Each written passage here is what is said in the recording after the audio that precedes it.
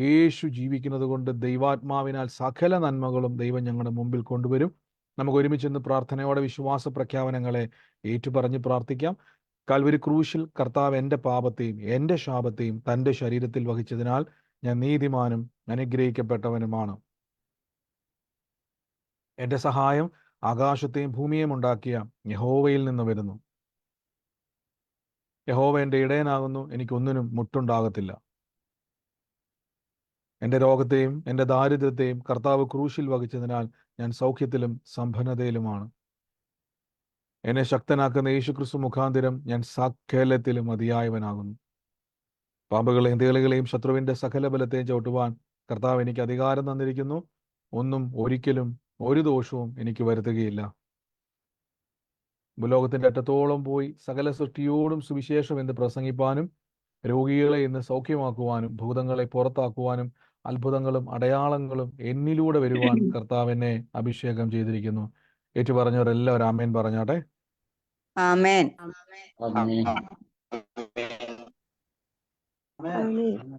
ആമേൻ. കർത്താവ് നമ്മളെ സകലത്തിലും സൂക്ഷിക്കുന്നല്ലോ. ദൈവം നമ്മളെ സകലത്തിലും അനുഗ്രഹമാക്കി മാറ്റുന്നു. കർത്താവ് യേശു ജീവിക്കുന്നു. എൻ്റെ കൂടെ പറഞ്ഞാട്ടെ, കർത്താവ് ജീവിക്കുന്നതുകൊണ്ട് ഞാനും ജീവനിൽ വാഴുമെന്ന് പറ. ജീവിക്കുന്നോണ്ട് ഞാനും ജീവനിൽ വാഴും. നമ്മൾ പലപ്പോഴും കേട്ടിരിക്കുന്ന, നമ്മൾ പലപ്പോഴും അറിഞ്ഞിരിക്കുന്ന ഒരു സംഭവം എന്ന് പറഞ്ഞാൽ, ആളുകളുടെ ഇടയിൽ പ്രചരിപ്പിക്കുന്ന ഒന്ന് രണ്ട് കാര്യങ്ങൾ നമ്മളത് ഷെയർ ചെയ്തിട്ടുണ്ട്. എങ്കിലും ഒരു വാക്ക് ഞാൻ പറയാം. നിങ്ങൾ കർത്താവിൻ്റെ സന്നിധിയിൽ വരുമ്പം, നമ്മളൊരു വിഷയം പ്രാർത്ഥിക്കുമ്പോൾ ആ വിഷയങ്ങൾ, ചിലർ പറയും ആ വിഷയം എനിക്ക് തന്നാലും തന്നില്ലെങ്കിലും ഞാൻ എൻ്റെ ദൈവത്തെ വിളിക്കും. അങ്ങനെ നിങ്ങൾ ആരെങ്കിലും കേട്ടിട്ടുണ്ടോ? മാറിയില്ലേലും മാറിയാലും. ദാനിയേലിന്റെ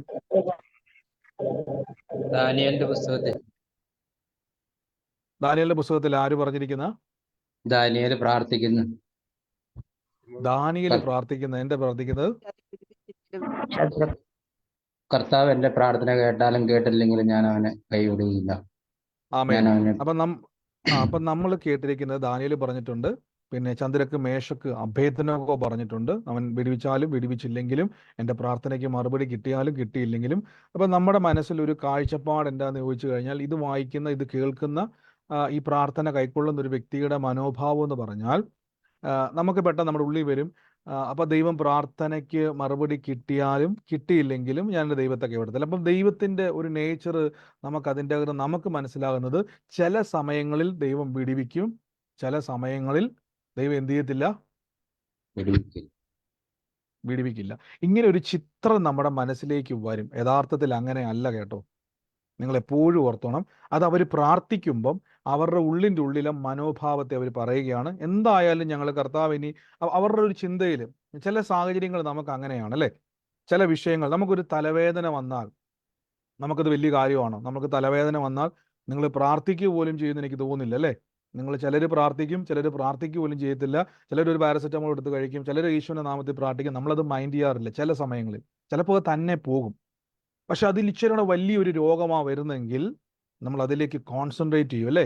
തലവേദന പോലെയല്ല, നമ്മൾ ഇച്ചിരി അതിന് ഒരു ഒരു ഒരു എന്താ പറയുന്നത്, ഒരു നോട്ടം കൂടുതൽ കൊടുക്കും. കാരണം എന്തുവാണ്, തലവേദന പോലെയല്ല ഈ ഒരു രോഗം.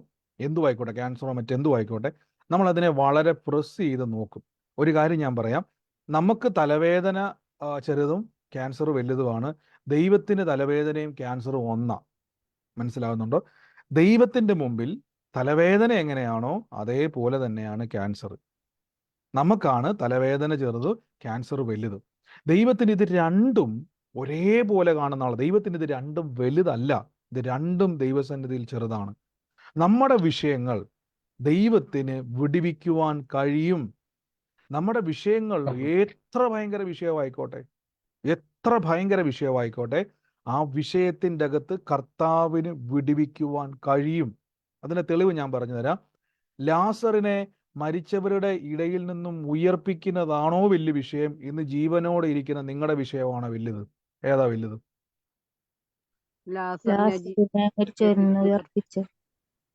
നിങ്ങൾ പറയാം, എൻ്റെ ബ്രദറെ, എൻ്റെ വിഷയം എത്ര വലുതാണെന്നറിയാമോ? നമ്മൾ ജീവനോടെ ഇരുന്ന് നമ്മൾ പറയുന്ന രോഗമായിക്കോട്ടെ, നമ്മുടെ പ്രശ്നങ്ങളായിക്കോട്ടെ, നമുക്കത് വലുതാണ്. പക്ഷെ കർത്താവിൻ്റെ സന്നിധിയിൽ മരിച്ചൊരു ഡെഡ് ബോഡിയെ ഉയർപ്പിക്കുന്നത് വലിയ കാര്യമല്ലെങ്കിൽ, യേശു എത്ര നേരം കഷ്ടപ്പെട്ടു ലാസറിനെ ഉയർക്കാൻ? നിങ്ങൾ പറ, എത്ര നേരം യേശു സ്ട്രഗിൾ ചെയ്തു? യേശു എത്ര ദിവസം എടുത്തു ലാസറിനെ മരിച്ചോടെന്ന് ഉയർപ്പിക്കാൻ വേണ്ടി? ഒരു സെക്കൻഡ്. ഒരു സെക്കൻഡേ എടുത്തുള്ളൂ. കർത്താവ് യേശു അവിടെ വരുന്നു, കല്ലറയ്ക്ക് വരുന്നു, 3 ദിവസം ഉപവാസ പ്രാർത്ഥന വെക്കുന്നു. അത് കഴിഞ്ഞിട്ട് 40 ദിവസം ഉപവാസ പ്രാർത്ഥന വെക്കുന്നു. അതിന് ചുറ്റും നടന്ന് പ്രാർത്ഥിക്കുന്നു, കർത്താവേ എൻ്റെ പ്രാർത്ഥന കേൾക്കണമേ, ലാസർ മരിച്ചു. പിന്നെ ലാസറിന്റെ കല്ലറയ്ക്കകത്തോട്ട് കയറുന്നു, പിന്നെ കൈവെക്കുന്നു. യേശു വളരെ കഷ്ടപ്പെട്ടൊന്നും അല്ല യേശു മരിച്ചവനെ ഉയർപ്പിച്ചതാണോ? ലാസറേ പുറത്തു വാ എന്ന് പറഞ്ഞ ക്ഷണത്തിൽ അവിടെ എന്ത് സംഭവിച്ചു? മരിച്ചവൻ എണീറ്റു വന്നു. ശ്രദ്ധിച്ചോണം, ആരെ എണീറ്റ് വന്നത്? അപ്പൊ മരിച്ചവരെ മരിച്ചവൻ ഉയർപ്പിക്കുന്ന എഴുന്നേറ്റ് വന്നു. മരിച്ചവരെ ഉയർപ്പിക്കുന്ന കർത്താവിന് നിങ്ങളുടെ വിഷയങ്ങൾ ചെയ്തെടുക്കുവാനും വലിയ പാടൊന്നുമില്ല. അപ്പൊ നമ്മൾ പലപ്പോഴും ദൈവത്തിന്റെ അപ്പൊ എന്തുകൊണ്ടാണ് പഴയ നിയമത്തിൽ അവർ പ്രാർത്ഥിച്ചെന്ന് ചോദിച്ചു കഴിഞ്ഞാൽ, അവരുടെ വ്യക്തിപരമായൊരു പ്രാർത്ഥനയാണത്. അവർ പ്രാർത്ഥിക്കുകയാണ്, കർത്താവിന് ഒരു കുഴപ്പം, ദൈവം എന്നെ വിടുവിച്ചില്ലെങ്കിൽ അവർ പറയുകയാണ്, വലിയ കുഴപ്പത്തിൽ നിൽക്കുക. നമുക്കറിയാം, ചെറിയ സാഹചര്യമല്ല. നെബൂഖദ്നേസർ രാജാവ് കൈയും കാലും കെട്ടി തീക്കുണ്ടത്തിൻ്റെ അകത്തോട്ട് ഏത് വ്യക്തിയെ ഇട്ടാലും കത്തിക്കരിഞ്ഞ് ചാമ്പലായി പോകുന്ന വലിയൊരു തീക്കുണ്ടത്തിലേക്ക് ഇടാൻ നിൽക്കുക. അതുകൊണ്ടാണ് അവർ പറഞ്ഞത്, ഇനി ഈ തീക്കകത്തിന് ദൈവം ഇറങ്ങി വന്നില്ലേലും കുഴപ്പമൊന്നുമില്ല. ഞാൻ ചോദിച്ചോട്ടെ, ദൈവം അവരെ വിടുവിച്ചോ ഇല്ലയോ? വിടുവിച്ചു. ഉറക്കെ പറ, ദൈവം വിടുവിച്ചോ ഇല്ലയോ? വിടുവിച്ചു. കണ്ടോ?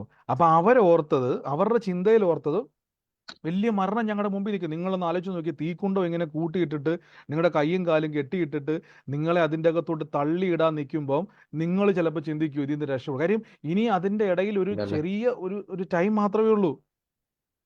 അവരെ ഉന്തി താഴേക്ക് ഇടുന്ന ഒരു സമയം മാത്രമേ ഇനി അവരുടെ മുമ്പിലുള്ളൂ. അവർ പറഞ്ഞു, ഇനി വിടുവിച്ചാലും വിടുവിച്ചില്ലെങ്കിലും കർത്താവ് ഞങ്ങൾക്ക് കുഴപ്പമൊന്നുമില്ല. അവരോർത്ത് എന്നാന്ന് വെച്ചാൽ, ഇനി എന്നാ സെക്കൻഡേ ഉള്ളൂ ഞങ്ങളുടെ മുമ്പിൽ, ഇനി എന്നാ സെക്കൻഡേ ഉള്ളൂ. ആ ഒരു സെക്കൻഡിൽ ഇനി ദൈവം വിടുവിച്ചില്ലെങ്കിലും, ദൈവം ഇനി ഇറങ്ങി വരാൻ പറ്റിയില്ലെങ്കിലും, ദൈവത്തിന് വന്നില്ലെങ്കിലും ഒരു കുഴപ്പമില്ല. പക്ഷെ ഒരു കാര്യം ഞാൻ പറയാം, നിങ്ങളുടെ ഏത് പ്രതികൂലത്തിലും കർത്താവ് ഇറങ്ങി വരും, ഉറപ്പിച്ച് ഞാൻ പറയുന്നു. നമ്മൾ ചിന്തിക്കരുത് ദൈവം വരത്തില്ലെന്ന്. നമ്മളെ അങ്ങനെ പഠിപ്പിക്കുക എന്നുള്ളതാണ് പിശാചിന്റെ ഏറ്റവും വലിയ ലക്ഷ്യം. ദൈവം ഇറങ്ങി വരത്തൊന്നുമില്ല, അതുകൊണ്ട് നീ അങ്ങ് അഡ്ജസ്റ്റ് ചെയ്തു. നമ്മുടെ വിശ്വാസത്തെ എപ്പോഴും ബൈബിൾ എപ്പോഴും പറഞ്ഞിട്ട് നിങ്ങളുടെ വിശ്വാസത്തെ പരിശോധിക്കണം. എക്സാമിൻ യുവർ ഫെയ്ത്ത് എന്നാണ് പറയുന്നത്. നമ്മുടെ വിശ്വാസത്തിൽ നമ്മൾ നോക്കണം. ദൈവം വിടുവിച്ചില്ലേലും കുഴപ്പമൊന്നുമില്ല എന്ന് പറഞ്ഞിരിക്കുന്ന വിശ്വാസമാണെങ്കിൽ അത് പിശാച് നിങ്ങളെ പഠിപ്പിച്ചിട്ടിരിക്കുക. കാര്യം എന്താണെന്നറിയോ? ദൈവം നിങ്ങളെ വിടുവിക്കത്തില്ലെന്ന് നിങ്ങൾക്ക് ഉറപ്പായി. നമുക്ക് ഉറപ്പാകുമ്പോഴാണ് നമ്മൾ അങ്ങനെയൊക്കെ പറയുന്നത്. മനസ്സിലായോ? ഇനി വിടുവിച്ചില്ലേലും കുഴപ്പം, നമ്മൾ പറയത്തില്ലേ, ഇനി ശരിയായില്ലേലും കുഴപ്പമൊന്നുമില്ല, ഇങ്ങനെയൊക്കെ അങ്ങ് പോട്ടെ, അല്ലേ? നമ്മൾ ചിലപ്പോഴും അങ്ങനെയൊക്കെ കേട്ടിരിക്കുക, നിങ്ങളുടെ ജീവിതത്തിൽ എപ്പോഴേലും ഒക്കെ പറഞ്ഞിരിക്കുക, അല്ലേ? ഇനി പിന്നെ വിടുവിച്ചില്ലേലും കുഴപ്പമൊന്നുമില്ല എന്ന് നമ്മൾ പലപ്പോഴും പറയത്തില്ലേ? നമ്മൾ പലപ്പോഴും പറയാറില്ല, അല്ലേ? നമ്മൾ പലപ്പോഴും കേട്ടിട്ടുണ്ട്. എന്നാൽ നിങ്ങളൊരു കാര്യം ഓർത്തോണം, ഈ ദൈവത്തിൻ്റെ സ്വഭാവത്തെ നമ്മൾ ആദ്യം മനസ്സിലാക്കണം. കർത്താവ് എന്നെ വിടുവിക്കും. എൻ്റെ കൂടെ പറഞ്ഞോട്ടെ, കർത്താവ് എന്നെ വിടുവിക്കും. കർത്താവ് എന്നെ വിടുവിക്കും. ലോകത്തിൽ ആര് പ്രസംഗിച്ചാലും ഇനി വിടുവിച്ചില്ലേലും അങ്ങനെയുള്ള പ്രസംഗങ്ങൾ കേൾക്കാതിരിക്കുന്നതാണ് ഞാൻ പറയുന്നത് ഏറ്റവും നല്ലത്, കേട്ടോ. ചിലർക്ക് അത് ഇഷ്ടമാണ്. നമ്മുടെ സാഹചര്യങ്ങളിൽ മാറിയില്ലെങ്കിൽ സാരമില്ല, അത് നമുക്ക് കിട്ടുമ്പോൾ ഒരു സുഖമാണ് കേൾക്കുമ്പോൾ. സാരമില്ല, എന്തായാലും കർത്താവ് ഉണ്ടല്ലോ, ദൈവത്തെ സ്നേഹിക്കുന്നു. നിങ്ങൾ ശരിക്കും ഓർത്താണ്, പിശാച് കൈയടിക്കുക, നിനക്ക് അത് തന്നെ വരണം. കാരണം നിന്റെ ദൈവം വിടുവിക്കത്തില്ലെന്ന് നമ്മൾ തന്നെ ലോകത്തോട് വിളിച്ചു പറയുക. മനസ്സിലായിക്കോണം.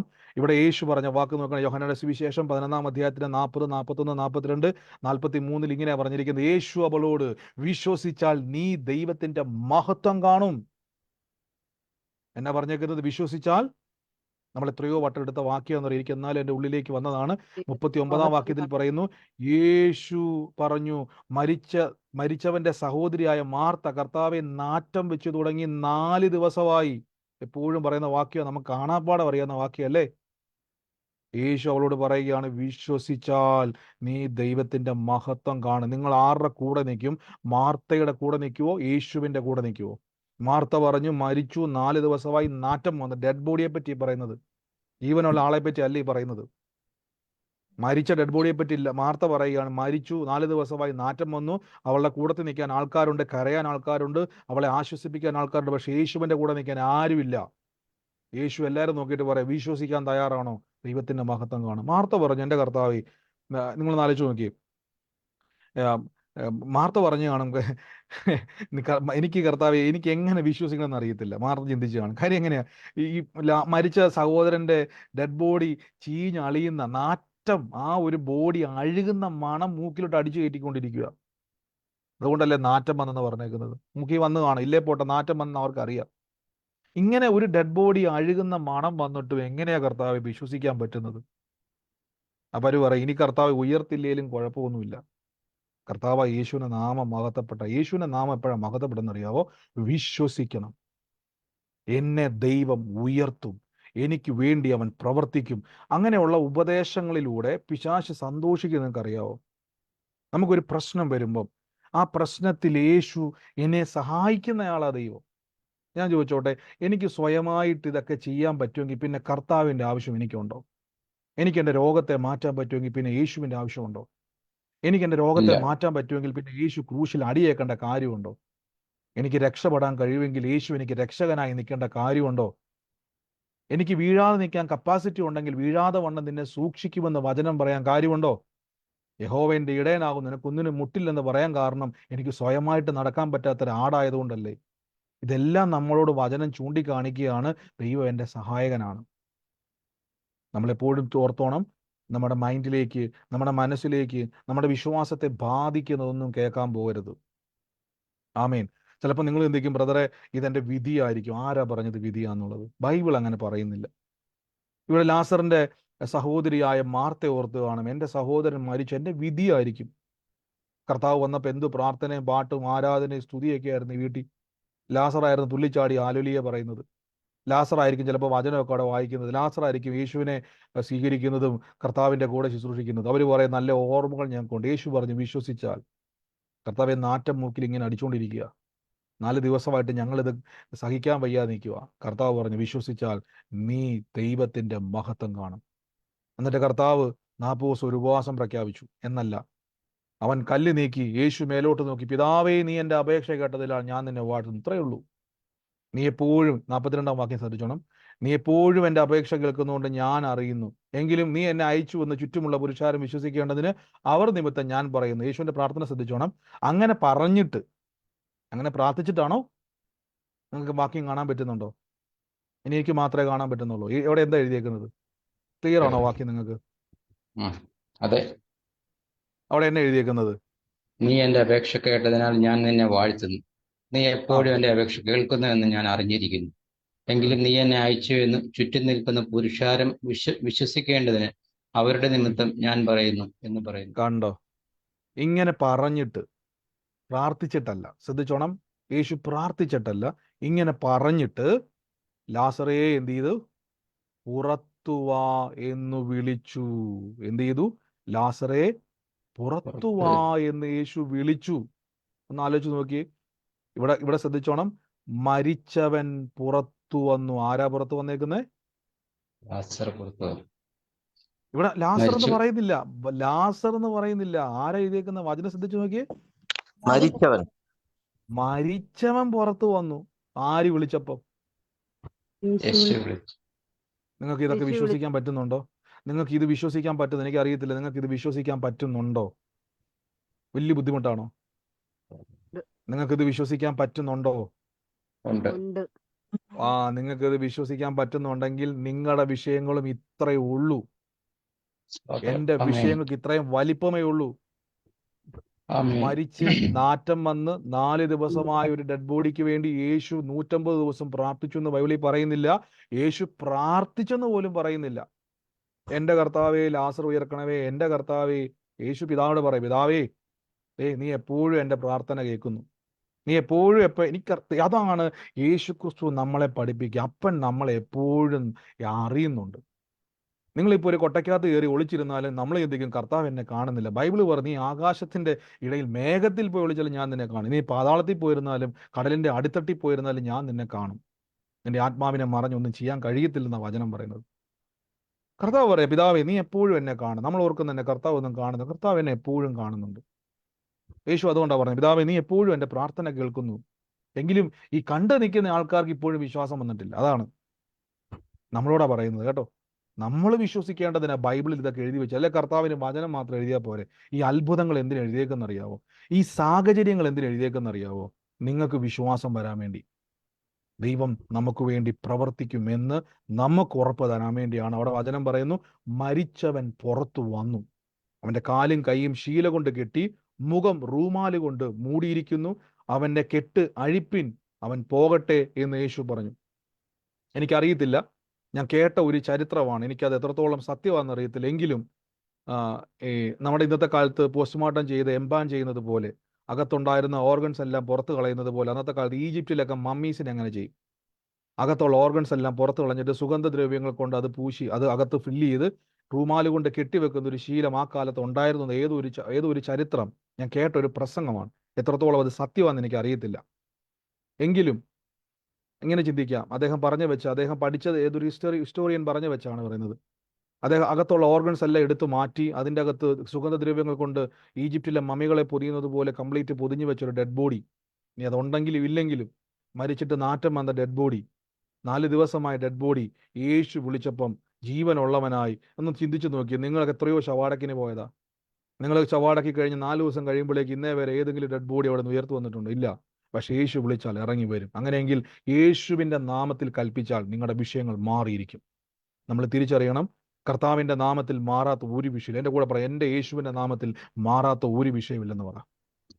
എന്റെ യേശുവിന്റെ നാമത്തിൽ മാറാത്ത ഒരു വിഷയവും എനിക്കില്ല എന്ന് നമ്മൾ എപ്പോഴും പറ. കർത്താവിൻ്റെ നാമത്തിൽ മാറാത്ത ഒരു വിഷയവും എനിക്കില്ല. പക്ഷെ നമ്മുടെ മനസ്സിലേക്ക് പിശാച് പയ്യെ പഠിപ്പിക്കും, അങ്ങനെയൊന്നുമല്ല കേട്ടോ. 2 ദിവസം പ്രാർത്ഥിച്ചു, 3 ദിവസം പ്രാർത്ഥിച്ചു, 4 ദിവസം പ്രാർത്ഥിച്ചു, ഇനി അതൊരിക്കലും മാറാൻ പോകുന്നില്ല. അപ്പൊ നമ്മൾ പയ്യെ എന്ത് ചെയ്യും? കർത്താവ് സാരമില്ല, എന്തായാലും ഇരിക്കുന്നു. പക്ഷെ ഒരു കാര്യം ഞാൻ പറയാം, ബൈബിൾ വ്യക്തമായിട്ട് പറയുന്നു, യേശു വിടുവിക്കുന്ന ദൈവമാണ്. കർത്താവിന് വേണമെങ്കിൽ ലാസറിനെ അവോയ്ഡ് ചെയ്യാൻ മേലായിരുന്നു, ആ വീട്ടിൽ വരാതിരിക്കായിരുന്നല്ലോ. ഒരു 10 ദിവസം കൂടെ കഴിഞ്ഞ് കഴിഞ്ഞാൽ അവർ പയ്യെ ദുഃഖങ്ങളൊക്കെ മറയ്ക്കും. ഒരു വർഷം കഴിഞ്ഞ് കഴിഞ്ഞാൽ പയ്യെ ദുഃഖത്തിൽ നിന്ന് അവർ പയ്യെ പുറത്തു വരും. 2 വർഷം കഴിഞ്ഞ് കഴിഞ്ഞാൽ ഒരു ഫോട്ടോയൊക്കെ മാലയിട്ട് ഒരു ദീർഘശ്വാസം ഉണ്ടായിരുന്നെങ്കിൽ എന്നവർ ദീർഘശ്വാസത്തിലേക്കും. കർത്താവിന് വേണമെങ്കിൽ ആ സമയത്ത് വീട്ടിൽ ചെന്നിട്ട്, എന്നെ കൊണ്ട് സഹോദരി അന്ന് ഞാനിവിടെ ചില്ലായിരുന്നു, ബിസി ആയിരുന്നു എന്ന് പറഞ്ഞാൽ പോരായിരുന്നു. ആമേൻ. കർത്താവ് ഇതെല്ലാം നമ്മളെ കാണിക്കുന്ന എന്നാണെന്നറിയാവോ? നമുക്കറിയാവുന്ന കുറച്ച് പേരെ മാത്രം ഉയർപ്പിച്ച് കാണത്തുള്ളൂ. കർത്താവ് അനേകരെ ഉയർപ്പിച്ചിട്ടുണ്ട്. യോഹന്നാൻ തന്നെ പറയുന്നുണ്ട്, യേശു ചെയ്ത അത്ഭുതങ്ങൾ എഴുതാൻ തുടങ്ങിയാൽ ഈ ബൈബിൾ, ഈ ലേഖനങ്ങളൊന്നും പോരാ, ഈ ആകാശം പോരാ കർത്താവ് ചെയ്തത് എഴുതാൻ. അപ്പൊ എങ്ങനെയെങ്കിൽ ഈ കർത്താവ് എനിക്ക് വേണ്ടി പ്രവർത്തിക്കും. എനിക്കൊരു പ്രശ്നം വന്നാൽ ഈ കർത്താവ് എനിക്ക് വേണ്ടി പ്രവർത്തിക്കുമെന്ന് ഞാൻ ആദ്യം വിശ്വസിക്കണം. ഗലാത്യ ലേഖനം 2-ാം അധ്യായത്തിന്റെ 19-ാം വാക്യമാണ്. കഴിഞ്ഞ ദിവസങ്ങളിൽ നമ്മൾ കേട്ട വാക്യമാണെങ്കിലും ഇന്ന് എൻ്റെ ഉള്ളിൽ ചിന്തിപ്പിച്ച വന്ന ഒരു വചനമാണിത്. ഗലാത്യ ലേഖനം 3-ാം അധ്യായത്തിന്റെ 19-ാം വാക്യത്തിൽ ഇങ്ങനെയാണ് പറഞ്ഞിരിക്കുന്നത്. 2:19 മുതലാണ്, ഞാൻ ദൈവത്തിനായി ജീവിക്കേണ്ടതിന് ന്യായപ്രമാണ സംബന്ധമായി മരിച്ചു, ഞാൻ ക്രിസ്തുവിനോട് കൂടെ ക്രൂശിക്കപ്പെട്ടിരിക്കുന്നു, ഇനി ജീവിക്കുന്നത് ഞാനല്ല, ക്രിസ്തു അത്രേ. ഈ ക്രൂശിക്കപ്പെടുക എന്നുള്ള വാക്ക് കേൾക്കുമ്പോൾ നമ്മുടെ മനസ്സിലേക്ക് ഓടി വെത്തുന്നത് കാൽവരി ക്രൂശ അല്ലെ. പലപ്പോഴും നമ്മൾ പറയുന്നൊരു വാക്കുണ്ട്, കർത്താവേ ഞാനൊരു കുരിശ് ചുമക്കുക. നിങ്ങൾ ഒരിക്കലും ചിന്തിക്കുക പോലും ചെയ്യരുത്, യേശു ചുമന്ന ക്രൂശ് ചുമക്കാൻ നിങ്ങളെ കൊണ്ട് കഴിയത്തില്ല. നമ്മുടെയൊക്കെ നാട്ടിലൊക്കെ പലപ്പോഴും കുരിശുമൊക്കെ ചുമന്നുകൊണ്ട് ആൾക്കാർ നടക്കുന്നതൊക്കെ കാണാറില്ലേ? അതുകൊണ്ടൊന്നും ഒരു കാര്യമില്ല കേട്ടോ, വെറുതെ. യേശു ചുമന്ന ക്രൂശുമായിട്ട് ഒരു ബന്ധവുമില്ല. നമ്മുടെ നാട്ടിൽ കിട്ടുന്ന ഒരു തടി കൊണ്ട് ഒരു കുരിശുണ്ടാക്കി, ചിലർ അതിൻ്റെ പുറകിൽ ഒരു വീലൊക്കെ വെച്ച്, ചിലർ വലിയ കഠിനാധ്വാനത്താൽ എടുത്തുകൊണ്ട് നടക്കുക. യേശു ക്രൂശിനോട് അനുരൂപനാ നമ്മൾ കഴിയത്തില്ല. ആ പച്ച പൈന്മര കുരിശിനെ പറ്റിയല്ല അവിടെ പറഞ്ഞിരിക്കുന്നത്. ക്രൂശ് എന്ന് പറഞ്ഞാൽ നിങ്ങളുടെ മാനവജാതിയുടെ മുഴുവൻ പാപം, മാനവജാതിയുടെ മുഴുവൻ ശാപം, മാനവജാതിയുടെ മുഴുവൻ രോഗം, മാനവജാതിയുടെ മുഴുവൻ ദാരിദ്ര്യം, മാനവജാതിയുടെ മുഴുവൻ കഷ്ടത, ഇത് മുഴുവനും നിത്യരക്ഷ, നിത്യജീവൻ, ഇതെല്ലാം വേണമെങ്കിൽ അത് മുഴുവനും പാപത്തിൻ്റെ എന്തൊക്കെയുണ്ടോ അത് മൊത്തവും സ്വന്തം ശരീരത്തിൽ വഹിച്ചു. അതാണ് ഈ ക്രൂശ് എന്ന് പറയുന്നത്. അല്ല നമ്മൾ ചിന്തിക്കുന്ന പോലെ നമ്മുടെ നാട്ടിലെ തടി കൊണ്ടുണ്ടാക്കി കുരിശും ചുമന്നുകൊണ്ട് നിങ്ങൾ റോഡിലൂടെ ചുമ്മാ അങ്ങോട്ടും ഇങ്ങോട്ടും നടന്ന് ഒരു മല കയറിയാലൊന്നും ഒന്നും സംഭവിക്കാൻ പോകുന്നില്ല. പിശാച് കൈ കൊട്ടി ചിരിക്കും, ഇവൻ എന്നെ കോമാളിത്തരമായി കാണിക്കുന്നത്. തിരിച്ചറിയണം. പൗലോസ്ലീഹ പറയുകയാണ്, ഞാൻ ക്രിസ്തുവിനോട് കൂടെ ക്രൂശിക്കപ്പെട്ടിരിക്കുന്നു. അതിൻ്റെ അർത്ഥം പൗലോസിനെ 3 ആണിമേൽ തറച്ചുവെന്നോ പൗലോസിന്റെ കൈകാലുകൾ ക്രൂശിൽ തറച്ചുവെന്നോ അല്ല എൻ്റെ അർത്ഥം. യേശുവിൻ്റെ ക്രൂശ് എന്ന് പറഞ്ഞാൽ പാപമോചനത്തെ കാണിക്കുന്നത്. അതുകൊണ്ടാണ് റോമാലേഖനം 6-ാം അധ്യായത്തിൽ പറഞ്ഞിരിക്കുന്നത്, യേശു ക്രിസ്തുവിനോട് കൂടെ ചേരുവാൻ സ്നാനമേറ്റ നാം എല്ലാവരും അവൻ്റെ മരണത്തിൽ പങ്കാളികളായി തീർന്നു. യേശു മരിച്ചത് എന്തിനു വേണ്ടിയാണ്? പാപത്തിന്റെ ശമ്പളമായ മരണമേറ്റത് കൊണ്ടാണ്. ആ മരണത്തോട് നമ്മൾ സ്നാനത്തോടു കൂടെ അനുരൂപരാകുമ്പോൾ നാം പാപമോചനം പ്രാപിക്കുകയാണ് അവിടെ. അതാണ് പൗലോസ്ലീഹ പറഞ്ഞത്, ഞാൻ ക്രൂശിക്കപ്പെട്ടിരിക്കും എന്നൊക്കെ പറയാൻ കാരണം. അല്ല നമ്മളൊരു കുരിശെടുത്ത് വെച്ചുകൊണ്ട് തോളെ വെച്ചുകൊണ്ട് നടക്കുന്ന ഒരു ആശയമല്ല. ദൈവത്തെ നമ്മൾ കളിയാക്കും അങ്ങനെ ചെയ്താൽ. യേശുവിൻ്റെ ക്രൂശിനോട് എങ്ങനെ അതിന് അനുരൂപനാകാൻ കഴിയും? ഒരിക്കലും കഴിയത്തില്ല. അത് നമുക്ക് താങ്ങാൻ കഴിയത്തില്ല. യേശു ക്രിസ്തു തന്നെ തിരുവചനം പറയുന്നത് അതിൻ്റെ കാഠിന്യം മനസ്സിലാക്കിയപ്പോൾ ഗെത്സമന തോട്ടത്തിൽ കർത്താവ് ആ വേദന, പിതാവെ കഴിയുമെങ്കിൽ ഈ പാനപാത്രം എൻ്റെ അടുത്തൊന്ന് മാറ്റണമേ എന്ന് പ്രാർത്ഥിച്ച് യേശു അവിടെ വീണു. കർത്താവിൻ്റെ വിയർപ്പ് തുള്ളികളിലൂടെ രക്തം പുറത്തു വന്നെന്നാണ് പറഞ്ഞത്. ഏതാ? ക്രൂശി കയറിയിട്ടില്ല. ക്രൂശിനെ പറ്റി ധ്യാനിച്ചപ്പോൾ ഹൃദയം തകർന്നു പോയെന്നാണ് പറയുന്നത്. അപ്പൊ അത്രത്തോളം കഠിനമായ ഒരു കുരിശ് യേശു ചുമക്കുന്നതിന് മുമ്പ് അത് ആലോചിച്ചപ്പോൾ തന്നെ കർത്താവിൻ്റെ ശരീരത്തിൽ താങ്ങാൻ കഴിഞ്ഞില്ലെങ്കിൽ നിങ്ങൾക്കത് താങ്ങാൻ പോലും കഴിയത്തില്ല. പക്ഷെ പൗലോസ്ലീഹ പറയുകയാണ്, ഞാൻ എൻ്റെ ക്രൂശിനോട് അനുരൂപന, അതായത് യേശുവിനെ കർത്താവും രക്ഷിതാവുമായി സ്വീകരിച്ച് ഞാൻ സ്നാനപ്പെടുമ്പോൾ പാപമോചനത്തിലൂടെ ഞാൻ യേശുവിനെ ധരിക്കുന്നു. ഇനി ജീവിക്കുന്നത് ഞാനല്ല, ക്രിസ്തു അത്രേ. ശ്രദ്ധിച്ചോണം, ഇനി ജീവിക്കുന്നത് ഞാനല്ല, ക്രിസ്തു അത്രേ. ഈ വാക്യം ശ്രദ്ധിച്ചോണം, ഇനി ജീവിക്കുന്നത് ഞാനല്ല, എന്നിൽ ക്രിസ്തു ജീവിക്കുന്നു. ഇപ്പോൾ ഞാൻ ജഡത്തിൽ ജീവിക്കുന്നതോ എന്നെ സ്നേഹിച്ച് എനിക്ക് വേണ്ടി തന്നെത്താൻ ഏൽപ്പിച്ചു കൊടുത്ത ദൈവപുത്രനിലുള്ള വിശ്വാസത്താൽ ഞാൻ ജീവിക്കുന്നു. ഇനി ഈ വചനം ശ്രദ്ധിച്ചോണം, ഈ വചനം വായിക്കാൻ പറ്റുന്ന ആരെങ്കിലും ഒന്ന് വായിച്ച്. ദൈവപുത്രനിലുള്ള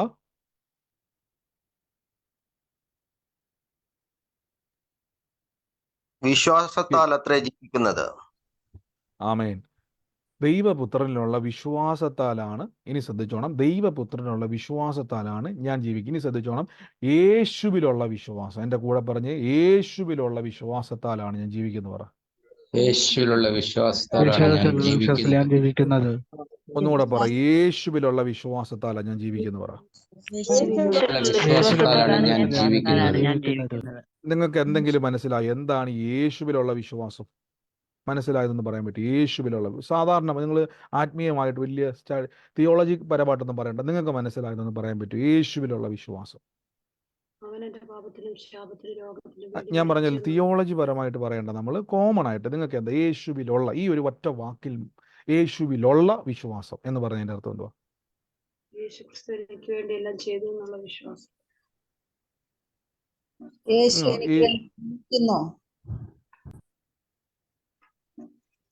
I live by faith in the Son of God എന്ന് പറഞ്ഞാൽ ഞാൻ യേശുവിലുള്ള വിശ്വാസത്താൽ, live by faith in the Son of God, ഞാൻ ദൈവപുത്രനിലുള്ള വിശ്വാസത്താൽ ജീവിക്കുന്നു. ഞാൻ നിങ്ങൾക്ക് മനസ്സിലാകാൻ വേണ്ടി പറയാം. കുറേ കാലം മുമ്പ് ഞാനും എൻ്റെ ഒരു സുഹൃത്തും കൂടെ, കുറേ കാലം മുമ്പാണ്, എൻ്റെ ഓർമ്മയിലാണ്. അപ്പം ഞാൻ അവനും കൂടെ ഞങ്ങളൊരു സ്ഥലത്ത് പോയി. അപ്പോൾ ഒരു സ്ഥലത്ത് പോയ സമയത്ത് ഞങ്ങൾ കുറച്ച് യാത്ര ചെയ്ത് ഇവൻ ആഹാരം കഴിക്കാൻ വേണ്ടി കയറി. ആഹാരം കഴിക്കാൻ വേണ്ടി കയറിയിട്ട് എൻ്റെ വളരെ ആത്മീയമായ, വളരെ ഒരു ആത്മസുഹൃത്താണ്. ചെറുപ്പം മുതലേ ഞങ്ങൾ ഒരുമിച്ച് പഠിച്ചു വളർന്നതാണ്. എൻ്റെ ഇപ്പോഴത്തെ കാലമല്ല, ഞാൻ വിവാഹം കഴിക്കുന്നതിന് മുമ്പുള്ള കാര്യം പറയുന്നത്. അപ്പം ഞങ്ങൾ അവിടെ ചെന്നു, ഒരു ഹോട്ടലിൽ കയറി. ഞാൻ നോക്കുമ്പോൾ ഇവൻ ഭയങ്കരമായിട്ട് ഫുഡ് അങ്ങോട്ട് ഓർഡർ ചെയ്യുക, ഏറ്റവും നല്ല ഫുഡുകളെല്ലാം ഓർഡർ ചെയ്യുന്നപ്പോൾ ഞാൻ ഓർത്ത് ഇവൻ എന്ത് പറ്റി. അപ്പം ഞാൻ ഓർത്ത് ഇന്ന് പുള്ളിയുടെ ചിലവാണ്. കാരണം വെച്ചാൽ പുള്ളി അത് ഓർഡർ ചെയ്യുന്നു, ഇത് ഓർഡർ ചെയ്യുന്നു, ജ്യൂസ് ഓർഡർ ചെയ്യുന്നു, അങ്ങനെ ഓർഡർ ചെയ്യുന്നു. അപ്പം ഇതെല്ലാം ഓർഡർ ചെയ്തിട്ട് ഇവൻ എന്ന് കഴിയും. അപ്പം ഞാനും എന്ത് ചെയ്തു, അപ്പം ഞാൻ ഓർത്ത് ഇവൻ ഓർഡർ ചെയ്യുന്ന പിന്നെ എനിക്ക് എന്നാ കുഴപ്പം. അപ്പം ഞാൻ ഓർത്ത് പുള്ളി അങ്ങ് ഓർഡർ ചെയ്യുന്നു. അപ്പം ഞാനും ഓർഡർ ചെയ്തു. ഓർഡർ ചെയ്തെല്ലാം കഴിഞ്ഞ് ബില്ല് വന്ന സമയത്ത് പുള്ളിയോട് പറഞ്ഞു, നീ കൊടുത്തോളാൻ പറഞ്ഞു. അപ്പം ഞാൻ പറഞ്ഞു, എൻ്റെ കയ്യിൽ ഇത്രയും പൈസ ഒന്നുമില്ല. ഉടനെ എന്നോട് വാക്ക് പറഞ്ഞു, ഞാൻ കണ്ടായിരുന്നു എൻ്റെ ഒരു 500 രൂപ ഇരിക്കുന്നത്.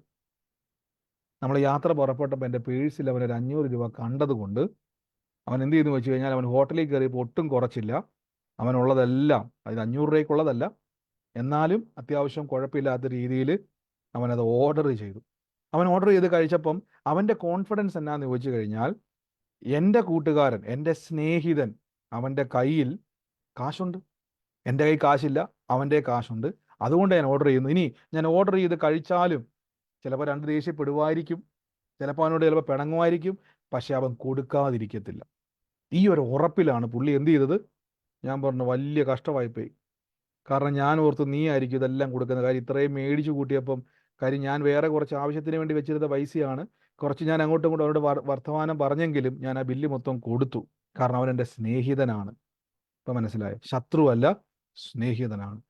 ഇത് തന്നെയാണ് ആ വാക്യത്തിൽ വചനത്തിലൂടെ നമുക്ക് മനസ്സിലാകാൻ വേണ്ടി ഞാൻ ഉദാഹരണമാണ്. എനിക്ക് മനസ്സിലായ ഒരു കാര്യം ഇതാണ്. I live by faith in the son of God. ഞാൻ യേശുവിലുള്ള വിശ്വാസത്താൽ ജീവിക്കും. അപ്പൊ കർത്താവിൽ ഒരു ബന്ധം എനിക്കുണ്ട്. ഇപ്പൊ മനസ്സിലായോ? എൻ്റെ സുഹൃത്തിന് അവൻ ഞാനും തമ്മിലുള്ളൊരു സ്നേഹബന്ധമാണ്. ഒരുമിച്ച് ഞങ്ങൾ കളിച്ചു വളർന്നു, ഒരുമിച്ച് പഠിച്ചു വളർന്നു, ഒരുമിച്ച് നടന്നു. ആ ഒരു ബന്ധം അവനറിയാം. അവൻ എന്നെ നന്നായിട്ട് അറിയാം. മനസ്സിലാകുന്നുണ്ടോ? അവൻ എന്നെ നന്നായിട്ട് അറിയത്തില്ല. ഞാൻ ചിലപ്പം ദേഷ്യപ്പെട്ട് എനിക്ക് ഇവനുമായിട്ടൊരു ബന്ധമില്ല എന്ന് പറഞ്ഞു പോകുന്ന ഒരുത്തനാണ് എന്ന് ഇവന് തോന്നിയിരുന്നെങ്കിൽ, അങ്ങനെ ഒരാളാണ് ഞാനെങ്കിൽ പുള്ളി അങ്ങനെ ഓർഡർ ചെയ്യുമോ ഇല്ലയോ? നിങ്ങൾ പറ. ഇല്ല, ചെയ്യത്തില്ല. ഇല്ല. ഇല്ല, നിങ്ങൾക്ക് നല്ല ഉറപ്പാ അല്ലേ? അതേപോലെ തന്നെ അവൻ ആ ഒരു ബന്ധമാണ് യഥാർത്ഥത്തിൽ പുള്ളി മിസ്യൂസ് ചെയ്യുന്ന പറയാൻ പറ്റത്തില്ല. പുള്ളി യൂസ് ചെയ്ത് കാര്യം അവനറിയാം ഞാൻ അങ്ങോട്ട് ദേഷ്യപ്പെടത്തില്ല. അവനറിയാം ഞാൻ അവനോട് കാര്യം ഇച്ചിരി ദേഷ്യപ്പെട്ടാലും നീ എന്ത് പണിയാ കാണിച്ചെന്ന് പറഞ്ഞ് ഞാനോട് എന്തായാലും പറഞ്ഞാൽ പോലും അവനറിയാം ഞാൻ അവൻ്റെ കൊടുക്കാതിരിക്കത്തില്ല. മനസ്സിലാകുന്നുണ്ടോ? ഇത് അവന് എന്നോടുള്ള ഉറപ്പാ. മനസ്സിലാകുന്നുണ്ടോ? ഏറ്റവും നല്ല ഉദാഹരണമാണ് ഞാൻ പറഞ്ഞത്. ആ എൻ്റെ കൂട്ടുകാരന് എൻ്റെ മേലുള്ള ഉറപ്പാണ്. അവൻ ഇച്ചിരി ദേഷ്യപ്പെടും, അവൻ ചിലപ്പോൾ എന്നോട് വഴക്ക് പറയുമായിരിക്കും, ചിലപ്പോൾ ഒച്ച വെക്കുമായിരിക്കും, പക്ഷെ അവൻ ബില്ല് കൊടുക്കാതിരിക്കത്തില്ല. ഹല്ലേലൂയ. ഇത് എന്നെ പറ്റിയാ പറഞ്ഞത്, എൻ്റെ സുഹൃത്തിനെ പറ്റിയാ പറഞ്ഞത്. ഞാൻ ഈ പറഞ്ഞത് യേശുവിനെ പറ്റിയാ.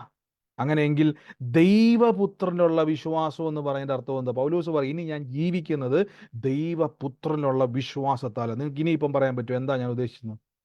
ആർക്കെങ്കിലും പറയാൻ പറ്റുമോ? യേശു ചെയ്തു തരുന്നുള്ള ഉറപ്പ്. ഇപ്പൊ നിങ്ങൾക്ക് മനസ്സിലായി. യേശു ചെയ്ത് തരും എന്നുള്ള ഉറപ്പ്. എൻ്റെ സുഹൃത്തിന് ഞാൻ അത് കൊടുക്കുമെന്നൊരു ഉറപ്പുണ്ട്. നമ്മൾ പറയത്തില്ല, ഒരു പിശുക്കനും ഇവനെ ചിലപ്പം എനിക്ക് ഇവനോട്ടൊരു ബന്ധമില്ലെന്ന് പറഞ്ഞിട്ട് കടക്കാരനോട് പറയുക എനിക്ക് ഇവനോട്ടൊരു ബന്ധമില്ല, ഇവൻ ആ പാത്രം കഴിക്കൂ എന്നും പറഞ്ഞ് ഇറങ്ങിപ്പോകുന്നൊരു സുഹൃത്താണ് ഞാനെന്നറിഞ്ഞാൽ ഒരിക്കലും അവൻ എന്ത് ചെയ്യത്തില്ല. അവൻ ചോദിക്കടാ എനിക്ക് വിശക്കുന്നുണ്ട്, നിന്റെ വല്ലതും ഉണ്ടെങ്കിൽ ഒന്ന് മേടിച്ചത്. അങ്ങനെയല്ലേ ചോദിക്കത്തുള്ളൂ. കാര്യം എന്തുവാ? എൻ്റെ സ്വഭാവം അവൻ അറിയാം. ഞാൻ ചിലപ്പോൾ പിശുക്കനായിരിക്കാം, കൊടുക്കാത്തവനായിരിക്കാം, ദേഷ്യപ്പെടുന്നവനായിരിക്കാം, ചിലപ്പോൾ പെട്ടെന്ന് ശത്രുത ഉളവാക്കുന്ന ആളായിരിക്കാം. എന്ന ഒരു മൈൻഡ് സെറ്റപ്പാണ് എനിക്കെങ്കിൽ ഒരിക്കലും അവൻ എന്ത് ചെയ്യത്തില്ല, എന്നോട് ഇങ്ങനെ പറയത്തില്ല. പക്ഷെ അവൻ അത്രയും സ്വാതന്ത്ര്യം കാണിക്കുന്നതിൻ്റെ കാരണം, അവൻ അത്രയും സ്വാതന്ത്ര്യത്തോടെ എന്നോട് ഇടപെടുന്നതിൻ്റെ കാരണം എന്നാണെന്നറിയാവോ? അവൻ അറിയാം അവൻ്റെ സ്നേഹിതനാണ്, അവൻ എന്നെ സ്നേഹിക്കുന്നുണ്ട്, അവൻ എന്നോട് ദേഷ്യപ്പെട്ടാലും അവൻ ആ ബില്ല് കൊടുക്കും, അവൻ എന്നെ മാനിക്കും, അവൻ എന്നെ കളിയാക്കത്തില്ല, അവൻ ഇത്രയും ആൾക്കാർ മുമ്പിൽ എന്നെ ലജ്ജിപ്പിക്കത്തില്ല എന്നൊരു കോൺഫിഡൻസ് അവനിക്കുണ്ട്. ഇത് തന്നെയാണ് പൗലോസ് പറഞ്ഞേക്കുന്നത്. ഞാൻ ജഡത്തിൽ ജീവിക്കുന്നതോ എന്നെ സ്നേഹിച്ച്. ശ്രദ്ധിച്ച് ഈ വാക്യം എൻ്റെ കൂടെ ഒന്ന് ഉറക്കം വായിക്കാൻ പറ്റുമോ? ആ വചനം മുതൽ ഈ വാക്യം മുതൽ ഒന്ന് വായിക്കാം ഉറക്കെ. എന്നെ സ്നേഹിച്ച് ഒന്ന് വായിച്ചേ. മലയാളം അറിയാവുന്നവരൊക്കെ ഒന്ന് വായിച്ചേ. എന്നെ സ്നേഹിച്ചു വേണ്ടി ഏൽപ്പിച്ചു കൊടുത്ത ദൈവപുത്രൻ. ഞാനത് മാർക്ക് ചെയ്തേക്കുന്ന മാത്രം വായിച്ചാൽ മതി. എന്നെ സ്നേഹിച്ച് എനിക്ക് വേണ്ടി തന്നെത്താൻ ഏൽപ്പിച്ചു കൊടുത്ത ദൈവപുത്രനിലുള്ള വിശ്വാസത്താൽ അത്രേ. കണ്ടോ? അപ്പൊ ഇവിടെ നിങ്ങൾ ശ്രദ്ധിച്ചു നോക്കി. എന്നെ സ്നേഹിച്ചല്ല, ഞാൻ സ്നേഹിച്ചതല്ല കേട്ടോ. എന്നെ ഐ ലവ് യു ജീസസ്. യേശുവെ ഞാൻ അങ്ങേ സ്നേഹിക്കുന്നു എന്ന് പറഞ്ഞിട്ടല്ല, യേശുവെ ഞാൻ അങ്ങേ സ്നേഹിക്കുന്നു എന്ന് പറഞ്ഞിട്ടല്ല, എന്നെ സ്നേഹിച്ച് എനിക്ക് വേണ്ടി ക്രൂശിൽ ഏൽപ്പിച്ചു കൊടുത്ത യേശു. ആ കർത്താവ് എന്നെ കൈവിടുമോ? നിങ്ങൾ പറ. നിങ്ങളൊന്ന് പറഞ്ഞു. ആ കർത്താവ് എന്നെ സൗഖ്യമാക്കാതിരിക്കുമോ? കൈവിടത്തില്ല. ഇല്ല, കൈവിടത്തില്ല. ആ കർത്താവ് ക്രൂശി കയറാൻ മടി കാണിക്കാത്ത കർത്താവ്. നിങ്ങളെ പിടിച്ചൊന്ന് ക്രൂശി കയറ്റിയാൽ നിങ്ങൾ കയറാം. ഞാൻ ചോദിച്ചോട്ടെ, എത്ര പേര് ആത്മാർത്ഥമായിട്ട് പറയും 3 ആണിമേൽ തറച്ച് വിലാപ്പുറം തുളച്ച് മുതുകിൽ ഒന്ന് കുറേ 39 അടിയും തന്ന് നിങ്ങളുടെ ശരീരത്തിൻ്റെ അകത്ത് ഇങ്ങനെ പറഞ്ഞാൽ അവൻ്റെ മുഖത്ത് അവർ മാറി മാറി അടിച്ചു തുപ്പി, അവൻ്റെ രോമങ്ങൾ നാണയത്തൊട്ട് കൊണ്ട് പിഴുതെടുത്തു, മുൾക്കിരീടം തലയിൽ വെച്ചു. ഇത്രയും സഹിക്കാൻ ഇതിൽ ആരെ കൊണ്ടെങ്കിലും പറ്റുമോ? ഒന്ന് ഇല്ല. പറഞ്ഞു. ആർക്കെങ്കിലും റെഡിയാന്ന് പറഞ്ഞ ആരെങ്കിലും ഉണ്ടോ? ഇല്ല. എന്നെ കൊണ്ട് കഴിയത്തില്ല. എനിക്കത് ചിന്തിക്കാൻ പോലും. ഞാൻ ഇപ്പോഴും പാഷൻ ഓഫ് ദ ക്രൈസ്റ്റ് എന്ന് പറഞ്ഞ സിനിമ ആ രംഗം വരുമ്പോൾ എനിക്ക് ഭയങ്കര ബുദ്ധിമുട്ട് അത് കണ്ടിരിക്കാൻ. അതൊരു സിനിമാ നടനാണ് അഭിനയിച്ചിരിക്കുന്നത് പാഷൻ ഓഫ് ദ ക്രൈസ്റ്റിൽ. നമുക്കറിയാം അതൊരു സിനിമയാണ്. അതൊരു സിനിമയാണ്. അതിൻ്റെ അകത്ത് ചാട്ടവാർ കൊണ്ട് അടിക്കുന്നതെല്ലാം നമുക്കറിയാം. അത് ഒരിക്കലും അദ്ദേഹത്തെ മുറിവേൽപ്പിക്കുന്നില്ല. ആ ഒരു സിനിമാ നടനെ അത് മുറിവേൽപ്പിക്കുന്നില്ല. ആ സിനിമാ നടന്റെ മേലേക്ക് അത് ബ്ലഡ് ഒറിജിനൽ തെളിക്കുന്നല്ല. ഒറിജിനൽ ബ്ലഡാണ് അവർ യൂസ് ചെയ്തേക്കുന്നെങ്കിൽ അദ്ദേഹത്തിന്റെ ബോഡിയിൽ നിന്ന് വരുന്ന ബ്ലഡ് അല്ലത്. അത് അയാൾ ആക്ട് ചെയ്യുകയാണ്. പക്ഷെ അത് കാണാൻ പോലും നമുക്ക് കഴിയുന്നില്ലെങ്കിൽ എൻ്റെ പ്രിയരെ, എന്നെ സ്നേഹിച്ച് എനിക്ക് വേണ്ടി അത് ഒറിജിനലായിട്ട് ഏൽപ്പിച്ചു കൊടുത്ത കർത്താവിലുള്ള വിശ്വാസത്താൽ നമ്മൾ ജീവിക്കണമെന്ന് പറഞ്ഞു. ഇപ്പം നിങ്ങൾക്ക് മനസ്സിലായോ? ക്രൂശി കയറാൻ എനിക്ക് കർത്താവിന് ഒരു മടി. അയ്യോ, അവന് വേണ്ടിയൊക്കെ എന്നാ മരിക്കാനാ, അവക്ക് വേണ്ടിയൊക്കെ എന്നാ മരിക്കാനാ, ഓ എന്ന് പറഞ്ഞുകൊണ്ട് കർത്താവ് നിങ്ങളെ മൈൻഡ് ചെയ്യാതിരുന്നില്ല. കർത്താവ് വചനം പറയുന്നു, നമ്മൾ അവിശ്വസ്തരായിരുന്നാൽ അവൻ വിശ്വസ്തനായി പാർക്കുന്നു. അതിൻ്റെ അർത്ഥം നമ്മൾ പാപികളായിരിക്കുമ്പോൾ തന്നെ നമുക്ക് വേണ്ടി ക്രൂശിൽ മരിക്കാൻ കർത്താവ് റെഡിയായെങ്കിൽ പ്രിയരെ, ഞാൻ പറയുന്നു, നിങ്ങളുടെ വിഷയങ്ങളിൽ യേശു പ്രവർത്തിക്കുമോ ഇല്ലയോ? പറ. എന്റെ വിഷയത്തിൽ പ്രവർത്തിക്കും. ഇതാണ് ഞാൻ ആദ്യം തന്നെ പറഞ്ഞത്. നമുക്കൊരു ഉറപ്പുണ്ടായിരിക്കണം, അവൻ എന്നെ വിടുവിക്കും. അതുകൊണ്ടാണ് പൗലോസ് ലീഗ എഴുതിയപ്പോൾ വാചനം എഴുതി വെച്ച്, എന്നെ സ്നേഹിച്ച് എനിക്ക് വേണ്ടി ഏൽപ്പിച്ചു കൊടുത്ത ദൈവപുത്രനായ ക്രിസ്തുവിലുള്ള വിശ്വാസം. ഇപ്പൊ മനസ്സിലായോ? ക്രിസ്തുവിലുള്ള വിശ്വാസം, യേശുവിലുള്ള വിശ്വാസം. മറന്നു പോകരുത്, എൻ്റെ വിശ്വാസമല്ല, യേശുവിലുള്ള വിശ്വാസം. യേശുവിന് ഇപ്പം നിങ്ങളിപ്പം ഞാൻ എളുപ്പമായിട്ട് പറയാം, നിങ്ങൾക്കൊരു ഒരു ഒരു വ്യക്തി, മുടന്തനായ ഒരു വ്യക്തി, അദ്ദേഹത്തിൻ്റെ കൈകാലുകളിൽ എന്തെങ്കിലും ബുദ്ധിമുട്ടുണ്ടായി, നമുക്ക് അദ്ദേഹത്തെ കാണുമ്പോൾ ഒരു സങ്കടം വരില്ലേ? അദ്ദേഹം ഇങ്ങനെ ഇഴഞ്ഞിഴഞ്ഞ് നടക്കുക നിലത്തൂടെ. അദ്ദേഹത്തെ കാണുമ്പോൾ നമ്മുടെ ആരുമല്ല, നമുക്കൊരു വിഷമം തോന്നും അല്ലേ? നമുക്കൊരു സങ്കടം തോന്നും, അദ്ദേഹത്തോടൊരു കരുണ തോന്നും, മനസ്സലിവ് തോന്നും. വചനം പറയുന്നു, എനിക്ക് വേണ്ടി വില കൊടുത്ത കർത്താവിന് ഞാനൊരു കഷ്ടതയിലൂടെ കടന്നു പോകുമ്പോൾ എന്നോട് മനസ്സലിവ് കാണിക്കാതിരിക്കുമോ? എനിക്കൊരു പ്രശ്നം വരുമ്പോൾ, എനിക്കൊരു പ്രതിസന്ധി വരുമ്പോൾ, എനിക്കൊരു രോഗം വരുമ്പോൾ, എനിക്കൊരു വേദന വരുമ്പോൾ എന്നോട് അവൻ കരുണ കാണിക്കാതിരിക്കുമോ? പക്ഷെ പിശാച് നമ്മളെ പഠിപ്പിച്ചു, കരുണ കാണിച്ചാലും വിടിവിച്ചാലും വിടിവിച്ചില്ലെങ്കിലും എൻ്റെ ദൈവമാണ് യേശു എന്ന് പറഞ്ഞാൽ മതി. നമ്മൾ എന്ത് ചെയ്യുന്നു വെച്ച് കഴിഞ്ഞാൽ, 2 ദിവസം പ്രാർത്ഥിച്ച് മാറിയില്ലേ പറയും, സാരമില്ല കർത്താവ് വിഷമിക്കുക കേട്ടോ. കർത്താവിൻ്റെ ആഗ്രഹം എന്നാണെന്നറിയോ? യേശുവിൻ്റെ നാമത്തിൽ നിങ്ങൾ അതിൽ നിന്ന് പുറത്തു വരണം. അതുകൊണ്ടാണ് പൗലോസ് ലീഗ പറഞ്ഞേക്കുന്നത്, എന്നെ സ്നേഹിച്ച് എനിക്ക് വേണ്ടി തന്നെത്താൻ ഏൽപ്പിച്ചു കൊടുത്ത ദൈവപുത്രനായ യേശുവിലുള്ള വിശ്വാസത്താൽ ഞാൻ എന്ത് ചെയ്യും? ഞാൻ എന്ത് ചെയ്യും? ജീവിക്കും. അങ്ങനെങ്കിൽ നിങ്ങൾ അത്ഭുതം കാണുമോ ഇല്ലയോ? കാണും.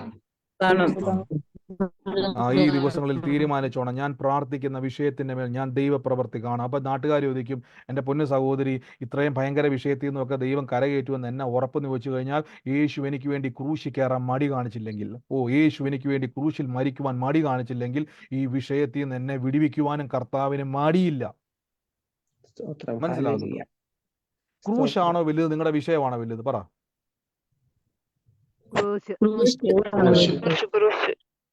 നിങ്ങൾക്ക് ഞാൻ ഒറ്റ വാക്കിലൊന്ന് പറയാൻ വേണ്ടി, നിങ്ങൾക്ക് ഇത് മനസ്സിലാകാൻ വേണ്ടി പറഞ്ഞു തരാം. എത്ര പേര് മരത്തിന്റെ കമ്പെ കൈ തൂക്കിയിട്ടിട്ടുണ്ട്, കൈ തൂങ്ങി കടന്നിട്ടുണ്ട് ചെറുപ്പകാലത്ത്? നമ്മളെല്ലാവരും നമ്മുടെ കുഞ്ഞുനാളിൽ എന്ത് ചെയ്തിട്ടുണ്ട്? നമ്മളെല്ലാവരും ജീവിതത്തിൽ ഒരിക്കലെങ്കിലും ഒരാളെങ്കിലും അങ്ങനെ ചെയ്യാതിരുന്നിട്ടില്ല അല്ലേ? ഇന്നുമൊക്കെ നമുക്ക് ചിലപ്പോൾ അങ്ങനെ ഒരു തോന്നലുണ്ട്, ഒരു മരക്കൊമ്പ് കണ്ടു കഴിഞ്ഞാൽ ചുമ്മാ അതിലൊന്ന് ഒന്ന് തൂങ്ങി നിൽക്കാൻ. വെറുതെ ചിലപ്പോൾ എനിക്കിപ്പോഴും ഇടയിലൊക്കെ പോകുമ്പോൾ എൻ്റെ കൈ എത്തുന്ന ഒരു ദൂരത്തൊരു മരം കണ്ടാൽ ഞാൻ ചിലപ്പോൾ അതിലൊന്ന് പിടിച്ചിട്ടൊന്ന് ഹാങ് ചെയ്ത് നിൽക്കാൻ നോക്കും. ചുമ്മാ, അതെന്താന്ന് വെച്ചാൽ ഒന്നുമില്ല. എന്നാൽ എത്ര നേരം നിൽക്കാൻ പറ്റും? 10 ദിവസം നിൽക്കാൻ പറ്റും അതിൽ? കൂടിപ്പോയ 1 മിനിറ്റിൽ കൂടുതൽ, അല്ലെങ്കിൽ കുറച്ച് സെക്കൻഡുകൾക്കുള്ളിൽ നമ്മുടെ കൈ എന്ത് ചെയ്യും? ബുദ്ധിമുട്ടോടെ നമ്മൾ പിൻവലിക്കും. അങ്ങനെയെങ്കിൽ 3 ആണിമേല കർത്താവ് നിന്നത്. ഒന്ന് ആലോചിച്ച് നോക്കി. കർത്താവിൻ്റെ കൈയുടെ സപ്പോർട്ട് എന്ന് പറഞ്ഞാൽ കയറുകൊണ്ട് കെട്ടി വെച്ചേക്കുമല്ല, ആണി ഉള്ളം കരത്തിലേക്ക് തറച്ചു വെച്ചിരിക്കുക. 2 കൈയും നിൽക്കുന്നത് ആണിയേല. വേദന ഉണ്ടോ ഇല്ലയോ നിങ്ങൾ പറ. ആ 3 ആണിമേൽ, കാലേലും ആണി, കരത്തേലും ആണി. അത് നിൽക്കുന്നത് 1-2 സെക്കൻഡ് അല്ല. കർത്താവ് നിന്ന മണിക്കൂറുകൾ നമുക്ക് ചിന്തിക്കാൻ കഴിയത്തില്ല. ഇത് ചെയ്യാൻ യേശുവിനും, എൻ്റെ പാപമോചനത്തിന് വേണ്ടി ഇത് ചെയ്യുവാൻ യേശുവിന് മടിയില്ലെങ്കിൽ, ഞാൻ ഉറപ്പിച്ചു പറയുന്നു, എൻ്റെ വിഷയങ്ങൾക്ക് വേണ്ടി ഇറങ്ങി വന്ന് എനിക്ക് വേണ്ടി പ്രവർത്തിക്കാൻ യേശുവിന് ഒരു മടിയില്ല. എൻ്റെ കൂടെ പറഞ്ഞാട്ടെ, ഞാൻ അത്ഭുതം കാണുമെന്ന് പറ. ഞാൻ ഞാൻ അത്ഭുതം കാണും. ഞാൻ അത്ഭുതം കാണും. അത്ഭുതം കാണും. അത്ഭുതം കാണും. ആമേൻ ആമേൻ ആമേൻ. നമ്മുടെ ഉറപ്പ് എന്നാന്ന് ചോദിച്ചു കഴിഞ്ഞാൽ, എന്നെ സ്നേഹിച്ച് എനിക്ക് വേണ്ടി തന്നെത്താൻ ഏൽപ്പിച്ചു കൊടുത്ത കർത്താവായ യേശുവിലുള്ള വിശ്വാസത്താൽ ഞാൻ ജീവിക്കും. ഇതാണ് വിശ്വാസ ജീവിതം. അഡ്ജസ്റ്റ്മെന്റ് അല്ല വിശ്വാസ ജീവിതം. ഓ, കിട്ടിയാലും കിട്ടിയില്ലേലും കർത്താവേ സ്വോത്രം. പിശാച് സന്തോഷിക്കുക, നിനക്ക് കിട്ടത്തില്ല. പിശാച് ആഗ്രഹിക്കുന്നത് നിങ്ങൾ ദൈവത്തിൽ നിന്ന് ഒരു അനുഗ്രഹം പിശാചിന്റെ ഇഷ്ടം എന്താ? നിങ്ങൾക്ക് ദൈവത്തിൽ നിന്ന് അത്ഭുതം കിട്ടുന്നതാണോ കിട്ടാതിരിക്കുന്നതാണോ? പ്രവർത്തിക്കും. നിങ്ങൾക്കത് കിട്ടാതിരിക്കുന്നതാണ് പിശാചിന് സന്തോഷം. നിങ്ങൾക്ക് നിങ്ങളുടെ രോഗം സൗഖ്യമാകാതിരിക്കുന്നതാണ് സന്തോഷം. നിങ്ങൾ കഷ്ടതയിലൂടെ കടന്നു പോകുന്ന അവന് സന്തോഷം. നിങ്ങൾ കരയുന്നതാണ് അവന് സന്തോഷം. നിങ്ങൾ ഞെരുങ്ങുന്നതാണ് അവന് സന്തോഷം. നിങ്ങൾ സാമ്പത്തികമായി തകരുന്നതാണ് അവന് സന്തോഷം. അവന്റെ സന്തോഷം അതാണ്. അതുകൊണ്ടാണ് അറക്കാനും മുടിക്കാനും മൂട്ടിക്കാനും വന്നിരിക്കുന്നവൻ. 2 ദിവസം പ്രാർത്ഥിച്ച് നമ്മൾ മാറിയില്ലെങ്കിൽ പയ്യെ നമ്മൾ എന്ത് ചെയ്യും? അഡ്ജസ്റ്റ് ചെയ്യും. അപ്പം അങ്ങനെയുള്ള പ്രസംഗങ്ങൾ പിശാച് ഇങ്ങനെ കൊണ്ടുവരും. നമ്മൾ നോക്കുമ്പോൾ സുവിശേഷ യോഗമാണല്ലോ, നല്ല പ്രസംഗമാണല്ലോ. അദ്ദേഹം പറയുകയാണ്, യേശുവിനെ വിളിച്ചോണം, കർത്താവ് നിങ്ങളെ വിടിവിച്ചില്ലെങ്കിലും യേശുവാണ് നിന്റെ കർത്താവ് എന്ന് പറയുമ്പോൾ നമ്മൾ കൈയടി. ശരിയാ, അത് മാറിയില്ലെങ്കിലും യേശുവിൻ്റെ കർത്താവ്. ഞാൻ വീണ്ടും പറയുന്നു, ചന്ദ്രക്ക് മേശക്ക് അഭേദ്നഗോ പറഞ്ഞ് വിടിവിച്ചാലും വിടിവിച്ചില്ലെങ്കിലും ഈ ദൈവത്തെ ഞങ്ങൾ വിട്ടു മാറത്തില്ല. പക്ഷെ തീക്കകത്ത് ഇറങ്ങി വന്നൊരു ദൈവം ഉണ്ടെന്ന് ബൈബിളിൽ പറയുന്നു. ദാനിയേൽ പറഞ്ഞു, എൻ്റെ പ്രാർത്ഥനയ്ക്ക് മറുപടി കിട്ടിയില്ലേലും കുഴപ്പമൊന്നുമില്ല. ദാനിയേലേ, നിനക്ക് വേണ്ടി സിംഹത്തിന്റെ കൂട്ടിൽ ഇറങ്ങി വന്നൊരു ദൈവം ഉണ്ടെന്ന് അറിഞ്ഞോണം. മനസ്സിലാക്കണം, നമ്മൾ ദൈവം വരുന്ന ദൈവമാണ്. എൻ്റെ നിലവിളി കേട്ട് മിണ്ടാതിരിക്കാൻ ദൈവത്തിന് കഴിയത്തില്ല. അതുകൊണ്ടാണ് മിസ്രൈമിലെ ദൈവത്തിന്റെ ജനമായ തൻ്റെ ജനത്തിന്റെ നിലവിളി ദൈവം കേട്ടു. ഊഴിക വിചാരകന്മാർ നിമിത്തമുള്ള അവരുടെ കണ്ണുനീര് ദൈവം കേട്ടു. അവരുടെ നിലവിളി ദൈവം കേട്ടു. ദൈവത്തിന് ഇരിക്കാൻ പറ്റുന്നില്ല അവിടെ. മിസ്രൈമിലെ ജനത്തെ, മിസ്രൈമിൽ കിടക്കുന്ന ജനത്തെ ഫറവോൻ ഇങ്ങനെ ചാട്ടവാർ കൊണ്ട് അടിക്കുമ്പോൾ അവർ കരയുമ്പോൾ ദൈവം കുറേ നേരം, ഞാൻ ഇങ്ങനെ ചിന്തിക്കട്ടെ, ദൈവം കുറേ നേരം ചെവി പൊത്തി നിന്ന് കാണും. കുറേ കഴിഞ്ഞ് ദൈവത്തിന് കേൾക്കാതിരിക്കാൻ പറ്റുന്നില്ല. ദൈവം അസ്വസ്ഥനായി. ദൈവം നോക്കുമ്പോൾ എങ്ങനെ വിടിവിക്കും? നോക്കുമ്പോൾ മോശ ആടിനെ തീറ്റി നടക്കും. മോശയുടെ ടെൻഷനൊക്കെ പോയി. മോശയ്ക്ക് പണ്ട് ആഗ്രഹം ഉണ്ടായിരുന്നു അവരെ വിടിവിക്കാൻ. ഇപ്പം മോശ അതിൽ നിന്നൊക്കെ വിട്ടുമാറി. ആടും മോശയും കാടും ഒക്കെ ആയിട്ട് മോശ ഇപ്പം അഡ്ജസ്റ്റഡ് ആയി. കർത്താവിന് ഇരിക്കാൻ പറ്റുന്നില്ല. ജനം നിലവിളിക്കുക, ജനം കരയുക, ജനം ഊഴിക വിചാരകന്മാർ വൃത്തം കഷ്ടപ്പെടുക. ദൈവത്തിന് ഇരിക്കാൻ പറ്റില്ല. ദൈവം ഇറങ്ങി വന്നെന്നാണ് പറഞ്ഞത്, സ്വർഗത്തിൽ നിന്ന്. അല്ലാതെ മോശയെ സ്വർഗത്തോട്ട് വിളിച്ചെന്നല്ല പറഞ്ഞത്. കർത്താവ് 3-4 ദൂതന്മാരെ അയച്ചിട്ട് മോശ ഓടിച്ചെല്ലാനാവും. ദൈവം ഇറങ്ങി വന്ന് ഞാൻ അവരെ വിടിവിക്കുവാൻ ഇറങ്ങി വന്നിരിക്കുന്നു. ആമേൻ. ഞാൻ പറയുന്നു, കർത്താവ് നിങ്ങളെ വിടിവിക്കാൻ ഇറങ്ങി വരുന്ന ദൈവമാണ്. ഞാൻ വീണ്ടും പറയുന്നു, പിശാച് നിങ്ങളെ വഞ്ചിക്കും. ഞാൻ കുറേ നാൾ അങ്ങനെ വിശ്വസിച്ചു. മാറിയില്ലെങ്കിലും കുഴപ്പമൊന്നുമില്ല. ആർക്കും കുഴപ്പമില്ല. പിശാചിന് കുഴപ്പമില്ല അത് മാറിയില്ലെങ്കിൽ. അവന് സന്തോഷം. അവനൊരു കൂട്ടുകാരനെ കിട്ടി. നിങ്ങൾ അവൻ്റെ ഏറ്റവും വലിയ കൂട്ടുകാരൻ. ബൈബിൾ പറയുന്നവൻ ആശയ്ക്ക് വിരോധമായി ആശയോടെ വിശ്വസിക്കുന്ന വിശ്വാസ വീരന്മാർ നമുക്കുണ്ട്. വാളിന്റെ വായ്ത്തലയ്ക്ക് തെറ്റിച്ച വിശ്വാസ വീരന്മാരുണ്ട്. എപ്പോഴും ഓർത്തോണം. നമ്മൾ ഇപ്പം ഞാനത് ഒരു വാക്കുകൂടെ പറയും. നമ്മൾ അടുത്ത ദിവസം വേണ്ടി പറയാൻ വേണ്ടിയിരുന്നൊരു വചനമാണ്, എങ്കിലും പറയാം. ഈ യേശുവിനെ ബൈബിൾ ഇങ്ങനെ പറഞ്ഞു, അവൻ മാറാത്തവൻ. യേശു ഇന്നലെയും ഇന്നും നാളെയും അനന്യൻ. അതിൻ്റെ അർത്ഥം മാറാത്തവൻ. ഈ മാറാത്തവൻ എന്ന് പറയുന്ന അർത്ഥം എന്നാന്ന് പറയുക? മാറാത്തവൻ. നിങ്ങൾക്ക് എന്തായാലും അറിയാൻ പറ്റും, മാറാത്തവൻ. നമ്മൾ ഒരുമിച്ച് പ്രാർത്ഥിക്കാൻ വേണ്ടി പോവാ. ഒരേ സ്വഭാവമുള്ളവൻ. ഒരേ സ്വഭാവമുള്ളവൻ, ചേഞ്ച് ആകത്തില്ല. ഇപ്പൊ ചിലർ പറഞ്ഞു ഇരിക്കുന്നിടയ്ക്ക് 100 സ്വഭാവമുള്ളവരൊക്കെ പറഞ്ഞിട്ടില്ലേ? ചിലർ അങ്ങനെ ഉണ്ടല്ലേ, ഇരിക്കുന്നിടയ്ക്ക് 100 സ്വഭാവമുള്ളവരുണ്ട്. ചിലരങ്ങനെയുണ്ട്. എനിക്ക് ചിലരോട് പരിചയപ്പെടാൻ പേടിയാ. കാരണം ചിലപ്പം ഇപ്പൊ ചിരിച്ചുകൊണ്ട് വർത്താനം പറയും. ഞാൻ ഓർക്കുന്നുണ്ട്, ചിരിച്ചുകൊണ്ട് വർത്താനം പറഞ്ഞ് കുറെ കഴിയുമ്പോൾ ചുമ്മാ ദേഷ്യപ്പെടും. ഞാൻ ഓർക്കുന്നുണ്ട്, ഞാൻ പണ്ടൊരു സ്ഥാപനത്തിൽ വർക്ക് ചെയ്ത സമയത്ത് അതിന്റെ ഓണർ MD എന്തോ നല്ല മനുഷ്യനാണെന്നറിയും. ഭയങ്കര ഹാപ്പി ഫേസാ പുള്ളിയുടെ. ഭയങ്കര ഹാപ്പി ഫേസാ, എപ്പോഴും ചിരിച്ചിരിക്കുന്നൊരു മനുഷ്യൻ. പക്ഷെ അന്ന് ഞാൻ ഞെട്ടിപ്പോയി. ആ മനുഷ്യൻ പെട്ടെന്ന് ദേഷ്യപ്പെട്ടു. ഞാൻ ഓർത്ത്, ഇങ്ങനെ ചിരിച്ചിരിക്കുന്ന മനുഷ്യൻ എങ്ങനെ ചേഞ്ച് ചെയ്യാൻ പറ്റും? പെട്ടെന്ന് അദ്ദേഹം ചേഞ്ച് ആയി. അതോടെ എനിക്ക് അദ്ദേഹത്തോടുള്ള സകല എന്താ പറയുക, നമ്മളൊരു ഇംപ്രഷനൊക്കെ പറയത്തില്ലേ, ഞാൻ അതുവരെ ഓർത്ത് ഇയാളെന്ന് നല്ല മനുഷ്യൻ എന്നല്ല, ഇദ്ദേഹം എന്തൊരു എപ്പോഴും ചിരിക്കുന്ന ഒരു മനുഷ്യൻ. അദ്ദേഹം വേറൊരു മുഖം അദ്ദേഹത്തിന് ഉണ്ടായിരുന്നു. യേശു മാറാത്തവെന്ന് പറഞ്ഞാൽ അതിൻ്റെ അർത്ഥം 2-3 കാര്യങ്ങൾ നമ്മൾ തിരിച്ചറിയണം. ഒന്ന്, യേശുവിന് ഷെയ്പ്പ് മാറത്തില്ലെന്നല്ല അതിൻ്റെ അർത്ഥം. യേശു തൻ്റെ സ്വഭാവം, ബൈബിൾ പറഞ്ഞവൻ്റെ സ്വഭാവത്തെ മാറ്റാൻ കഴിയത്തില്ല. 1. 2, യേശുവിൻ്റെ വാക്ക് മാറാൻ പറ്റത്തില്ല. 2 കാര്യം ശ്രദ്ധിച്ചോണം. 1, ദൈവത്തിന് തൻ്റെ സ്വഭാവത്തെ മാറ്റാൻ പറ്റത്തില്ലെന്ന് ബൈബിൾ വ്യക്തമായിട്ട് പറഞ്ഞു. അവൻ്റെ സ്വഭാവത്തെ മാറ്റാൻ പറ്റത്തില്ല. തിമോഥെയോസ് ലേഖനത്തിലാണ് എനിക്ക് തോന്നുന്നത്. 2ാമത് പറയുന്നു, ദൈവത്തിന് തൻ്റെ വാക്ക് എന്ത് ചെയ്യത്തില്ല, മാറാൻ പറ്റത്തില്ല. നമ്മളൊരു കാര്യം പ്രാർത്ഥിക്കുമ്പോൾ നോക്കണം ദൈവം എന്താ വാക്ക് പറഞ്ഞിരിക്കുന്നത്. ദൈവം പറഞ്ഞിരിക്കുക നിങ്ങളെ സൗഖ്യമാക്കുമോ, ദൈവം എന്ന് പറയും നിങ്ങളെ വിടിവിക്കുമോ, ദൈവം പറയും നിങ്ങൾക്ക് വേണ്ടി അത്ഭുതം ചെയ്യും, നിങ്ങളുടെ വിഷയങ്ങൾ മാറ്റുമോ, ദൈവം നിങ്ങൾ കണ്ടിട്ടുണ്ടെങ്കിൽ നമ്മളത് പ്രാർത്ഥിച്ചിട്ട് നമ്മുടെ വിഷയം മാറുന്നില്ലെങ്കിൽ നമ്മൾ പയ്യെ പറയും മാറിയില്ലേലും കുഴപ്പമില്ല, യേശുവാണ് എൻ്റെ ദൈവം. നമ്മളങ്ങനെ പറയുമ്പം പിശാചു പറയും നീ തന്നെ പറയാ ദൈവം കള്ളനാണ്, നീ തന്നെ പറയാ ദൈവം കള്ളം പറയുന്ന ആളാണ്. ഞാൻ ആ വാക്ക് പറഞ്ഞ് ക്ഷമിക്കണം കേട്ടോ, ദൈവം കള്ളം എന്ന് പറഞ്ഞ വാക്കിനോട് ക്ഷമിക്കണം. ദൈവം കള്ളം പറയുന്ന ആളെന്ന് നമ്മൾ തന്നെ പ്രൂവ് ചെയ്യുക, പിശാചിന്റെ മുമ്പിൽ പ്രൂവ് ചെയ്യുക. കാര്യം എന്തുവാ, ഞാൻ അവിടെ കോംപ്രമൈസ് ചെയ്തു. ഞാൻ പറഞ്ഞു ഇത്ര ഞാൻ പ്രാർത്ഥിച്ചത് കർത്താവ് എനിക്ക് തന്നില്ല, ഇനി എനിക്കൊരു കാര്യം പറയാം, ദൈവം എനിക്ക് തന്നില്ലെങ്കിലും കുഴപ്പമൊന്നുമില്ല.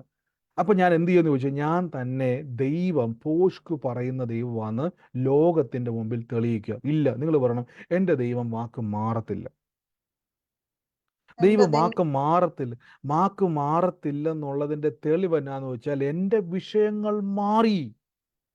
അത് മാറുന്നത് വരെ ഞാൻ വിശ്വസിക്കും, അതിനെന്നെ പരിശുദ്ധാത്മാവ് ഹെൽപ്പ് ചെയ്യും. നമ്മൾ തളർന്നു പോകുന്ന സമയത്ത് പരിശുദ്ധാത്മാവ് നമ്മളെ ഹെൽപ്പ് ചെയ്യും. നിങ്ങൾ തളർന്നു പോയ കർത്താവെ ഞാൻ വിശ്വസിച്ചിട്ടും സംഭവിക്കാതെ വരുമ്പോൾ എനിക്ക് സങ്കടമുണ്ട് കർത്താവെ, ഞാൻ കരയുക കർത്താവെ, ഞാൻ വിഷമിക്കുക കർത്താവെ, ഞാൻ സ്ട്രഗിൾ ചെയ്യുന്ന കർത്താവെ, എനിക്ക് ഭയമകത്ത് കയറുന്ന കർത്താവെ എന്ന് പറഞ്ഞ് നിങ്ങൾ ഇരിക്കരുത്. പരിശുദ്ധാത്മാവെ ഞാൻ തളർന്നുപോയി, എന്നെ ബലപ്പെടുത്തണം. ഉറപ്പിച്ച് ഞാൻ പറയുന്നു, അത് കാണുന്നത് വരെ പരിശുദ്ധാത്മാവ് നിങ്ങളുടെ കൂടെ ഇരിക്കും, പിന്നെ ഇരിക്കും കേട്ടോ. മനസ്സിലാക്കിക്കോണം, കർത്താവ് എന്താണെന്നുള്ളത് നമുക്ക് ആദ്യൊരു ചിത്രം ഉണ്ടായിരിക്കണം. ഞാൻ വിശ്വാസത്തിൽ വന്ന സമയത്ത് ദൈവത്തിൻ്റെ വലിയ അനുഗ്രഹം കേട്ടോ, അങ്ങനെയുള്ള കുറേ ഉപദേശങ്ങൾ കേൾക്കാതിരിക്കുവാൻ കൃപ കിട്ടി, വലിയ അനുഗ്രഹം. എന്ന് ഞാൻ തിരിഞ്ഞു നോക്കുമ്പോൾ ഞാൻ പല പ്രാർത്ഥനകളിലും പല വചനങ്ങളും കേൾക്കാത്തതുകൊണ്ട് ദൈവത്തെ സ്തുതിക്കുക. കാര്യം അങ്ങനെയൊക്കെ കേട്ടിരുന്നെങ്കിൽ പലതും നമ്മുടെ അകത്ത് കയറിയത് പലതും ഇറക്കിവിടാൻ എന്ത് പാടുപെട്ടെന്നറിയോ. ആമേൻ. അതുകൊണ്ട് കർത്താവിൻ്റെ വചനം കേൾക്കുമ്പോൾ ഓർത്തോണം, ദൈവം മാറാത്തവൻ, അവൻ വാക്കു മാറാത്തവൻ, തൻ്റെ സ്വഭാവത്തെ മാറാത്തവൻ, താൻ എന്തെങ്കിലും പറഞ്ഞാൽ അത് ചെയ്യുന്നവനാണ്. ഒന്നുകൂടെ ഞാൻ പറയാം, ദൈവത്തിന് നിങ്ങളുടെ വിഷയം വലുതല്ല. എൻ്റെ കൂടെ പറ, ദൈവത്തിന് എൻ്റെ വിഷയം വലുതല്ലെന്ന് പറ. ദൈവത്തിന് എന്റെ വിഷയം നിങ്ങൾ എപ്പോഴും ഈ വചനം വെച്ച് പ്രാർത്ഥിച്ചോണം. മരിച്ചവരെ ഉയർപ്പിക്കുകയും ഇല്ലാത്തതിനെ ഉള്ളതുപോലെ വിളിച്ചു വരുത്തുകയും ചെയ്യുന്ന താൻ വിശ്വസിച്ച ദൈവത്തിന്റെ ദൃഷ്ടിയിൽ താൻ അനേക ജാതികൾക്ക് പിതാവായെന്ന് റോമാലേഖന 4-ാം അധ്യായത്തിൽ അബ്രഹാമിനെ പറ്റി പറയുന്നത് പോലെ മരിച്ചവരെ ഉയർപ്പിക്കുന്ന ദൈവത്തിന് ജീവനുള്ള എൻ്റെ വിഷയം മാറ്റാൻ കഴിയും. എൻ്റെ കൂടെ എന്നാ വാക്കൊന്ന് പറയാൻ പറ്റുമോ?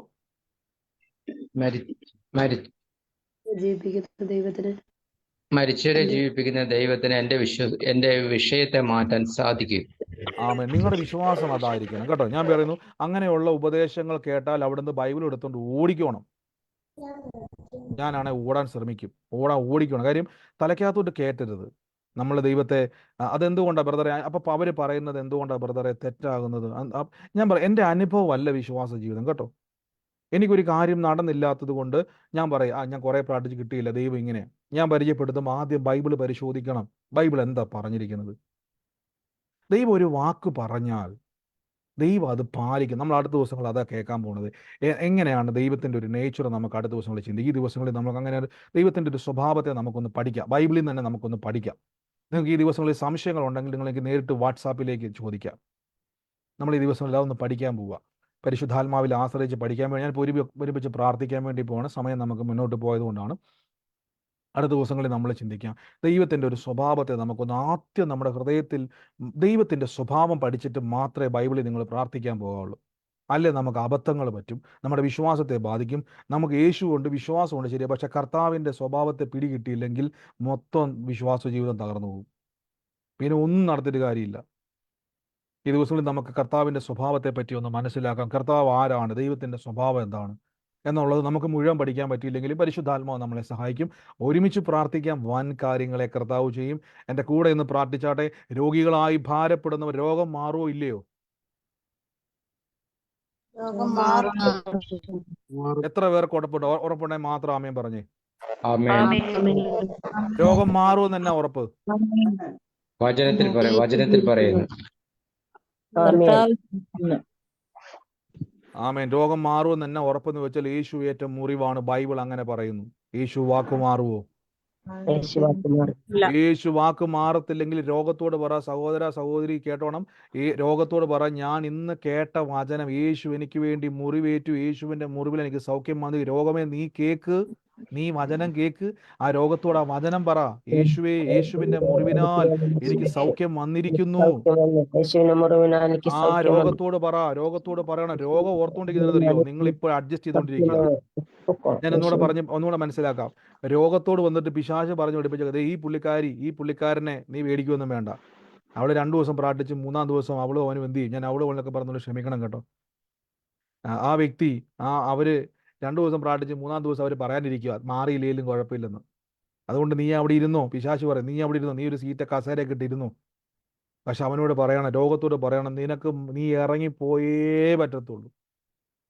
കാരണം ദൈവത്തിന് വാക്ക് മാറ്റാൻ പറ്റത്തില്ല. പിടികിട്ടിയോ?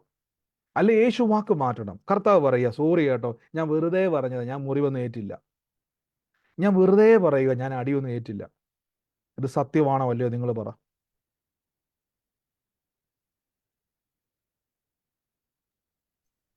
സത്യമല്ല.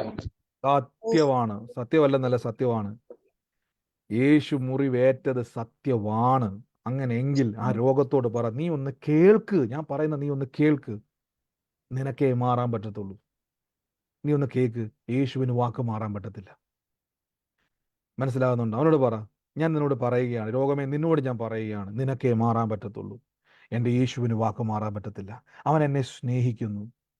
ഞാൻ രോഗിയായി തകർന്നിരിക്കുന്നത് കാണാൻ ആഗ്രഹിക്കുന്നില്ല. അതുകൊണ്ട് നീ ഇറങ്ങിപ്പോ, യേശുവിൻ്റെ നാമത്തിൽ ഇറങ്ങിപ്പോ. നമ്മൾ ഒരുമിച്ച് ഇറക്കി വിടാൻ പോവാ. In the name of Jesus Christ.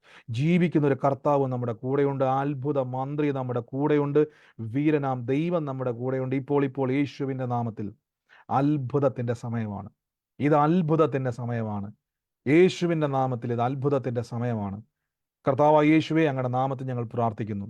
രോഗികളായി ഭാരപ്പെടുന്നവർ, ഈ ദിവസങ്ങളിൽ മനസമാധാനമില്ലാതെ ഭാരപ്പെടുന്നവർ, ഈ ദിവസങ്ങളിൽ ഞെരുക്കത്തിലിരിക്കുന്നു, നിങ്ങളോട് ഞാൻ പറയുന്നു, കൈവച്ച് സ്വന്തം ശരീരത്തോട് കൈവച്ചിട്ട് പറ, വേറെ ആരും ഒന്ന് പ്രാർത്ഥിക്കാൻ കാത്തു നിൽക്കരുതേ.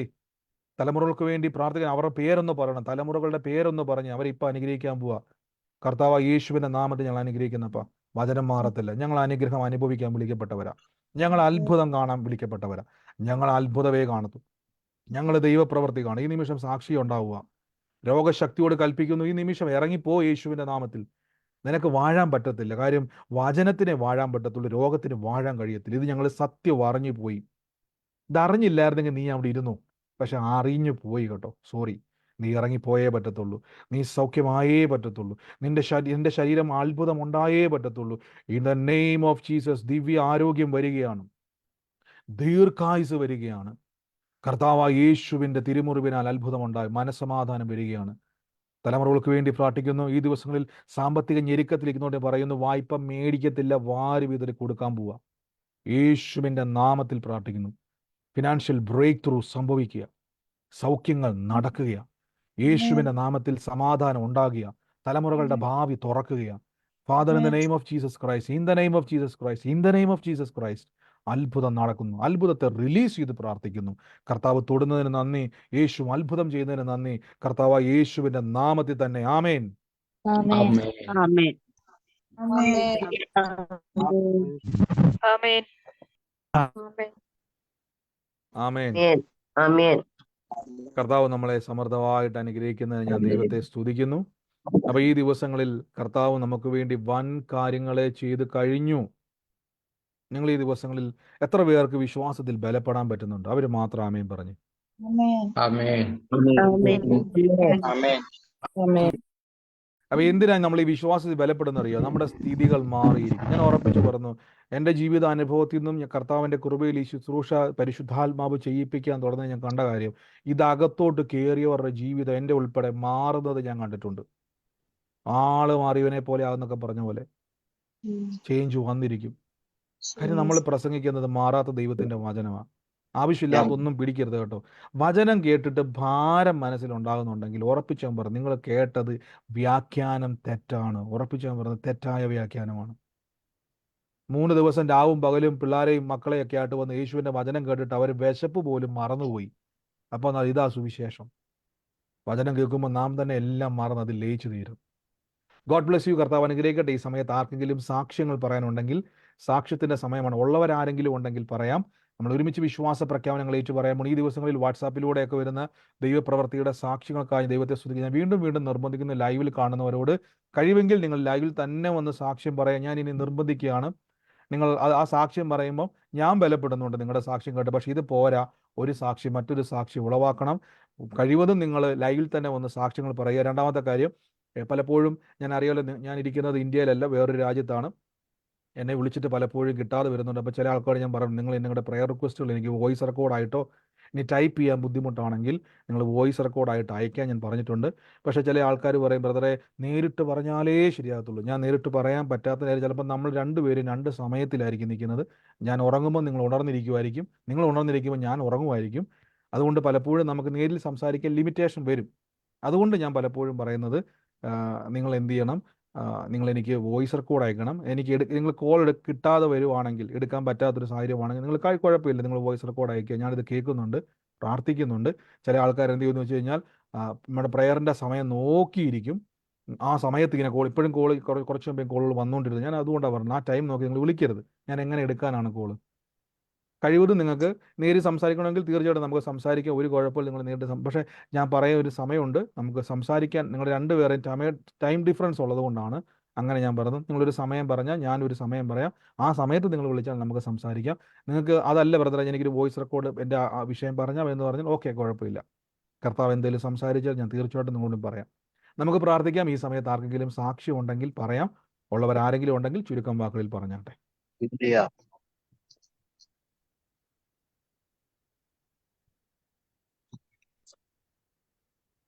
ആരുമില്ല എന്ന് ഞാൻ വിശ്വസിക്കുന്നു. ഇന്ന് നമുക്ക് ഒരുമിച്ച് കർത്താവിന് പറയാൻ വേണ്ടിയാണ് മ്യൂട്ട് മാറ്റിയത്. അല്ല ബ്രദറെ, പറഞ്ഞു. ബ്രദറെ എനിക്ക് സാക്ഷ്യമല്ലേ, പറഞ്ഞു. ഇപ്പൊ പ്രാർത്ഥനയുടെ സമയത്ത് പെട്ടെന്നൊരു മേലാഴി വന്നു. അതിനെ പ്രാർത്ഥിക്കാൻ പറയണ്ട. എന്റെ ചേച്ചിയുടെ ഭർത്താവിനെ ഒരു പെട്ടെന്ന്, ഇപ്പൊ ഞങ്ങൾ പ്രാർത്ഥനയിൽ കയറിക്കൊണ്ട് എല്ലാവരും ഉണ്ടായിരുന്നപ്പോഴാണ് പെട്ടെന്നൊരു സുഖയില്ലാഴി വന്ന്. എന്താ അത് പറയാൻ പറ്റുന്നില്ല. നിന്ന് പ്രാർത്ഥിക്കണം.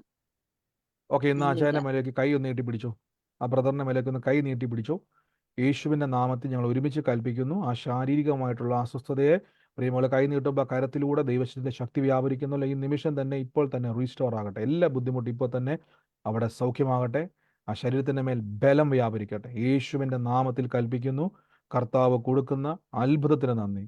യേശുവിന്റെ നാമത്തിൽ തന്നെ. ആമേൻ. ആമേൻ. ആമേൻ.